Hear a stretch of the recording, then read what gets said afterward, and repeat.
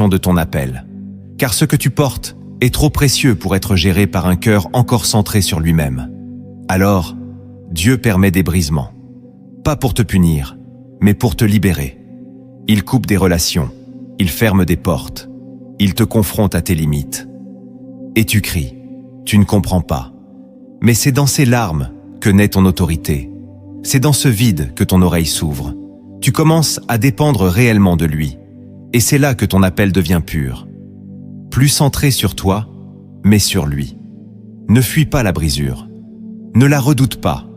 Elle est le passage obligé de toute personne appelée. Jésus lui-même a été brisé avant d'être glorifié. Et toi, tu veux porter son nom sans passer par son chemin? Laisse-toi briser. Pleure s'il le faut. Mais ne résiste pas.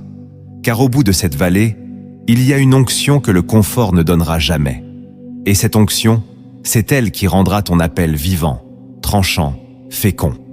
La 9e vérité cachée, c'est que Dieu te révélera ton appel en plusieurs étapes. Tu veux tout comprendre tout de suite. Tu veux voir la fin dès le début. Mais Dieu ne fonctionne pas comme ça. Il te parle par étapes, par fragments, par obéissance progressive. C'est un chemin, pas un plan détaillé. Proverbe chapitre 4, verset 18 dit « Le sentier des justes est comme la lumière de l'aurore, dont l'éclat augmente jusqu'au milieu du jour. » Ce que tu vois aujourd'hui n'est qu'une lueur. Mais si tu avances, la lumière grandit. Et ce que tu ne comprends pas maintenant te paraîtra évident demain. Dieu te teste dans le mouvement. Il ne te révèle pas tout pour te forcer à lui faire confiance. Si tu savais tout, tu n'aurais plus besoin de foi. Mais l'appel est une école de confiance. Tu avances sans tout voir. Tu obéis sans tout saisir.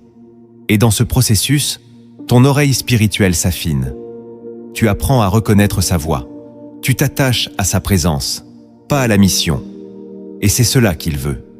Que tu le suives, pas que tu comprennes.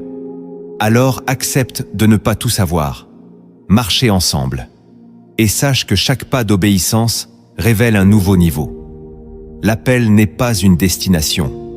C'est un voyage. Et tant que tu restes en mouvement avec Dieu, tu es au bon endroit. La 10e vérité cachée, c'est que ton appel ne s'éteindra jamais, même si tu t'arrêtes. Tu as peut-être mis ton appel en pause. Tu t'es peut-être fatigué, blessé, refroidi. Tu t'es éloigné. Mais ce feu que Dieu avait allumé, même enfoui sous les cendres, est encore vivant. Romains chapitre 11, verset 29, le proclame avec autorité.